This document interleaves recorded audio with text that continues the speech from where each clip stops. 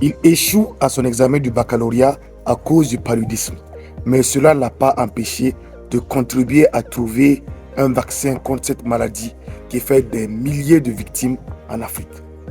Découvrons aujourd'hui l'histoire du professeur Alidou Tinto, qui est pharmacien et directeur d'une unité de recherche clinique située à Nanoro, au Burkina Faso.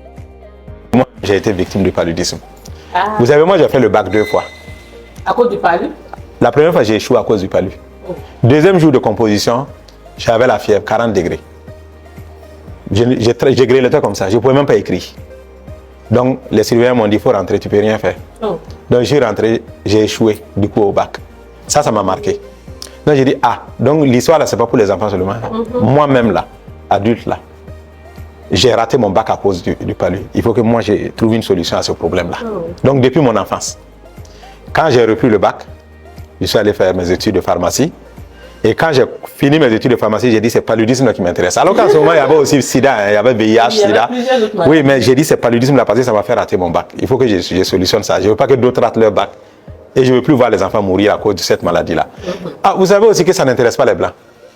Il n'y a pas chez eux. Donc moi, j'ai dit, bon, la solution doit venir de nous, les Africains. Donc c'est ce qui a fait que je suis allé à l'aventure pour aller étudier. Je suis allé au Danemark. Je suis resté là-bas. J'ai fait la Belgique pendant 5 ans. Après, j'ai fait l'Autriche. Tout ça pour chercher la connaissance. Il n'y a pas palu là-bas. Moi, j'ai dit que je vais travailler sur le paludisme. Donc, il n'y a pas de paludisme là-bas. Donc, je suis revenu là où il y a le paludisme chez moi pour être utile aussi à mon pays.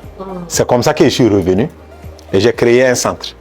De santé? Un centre de recherche qui est basé à Nanoro, à 85 km de Ouagadougou. Je suis allé en pleine brousse dans un village, il n'y avait même pas d'électricité, il n'y avait rien. C'est sur quelle route? Vous partez vers Boussé, et 35 km de Boussé, vous tournez. Il y a une route non bitumée.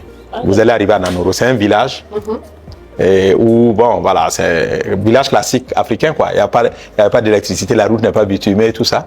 C'est chez vous? C'est pas chez moi. C'est parce qu'il y a un centre médical là-bas.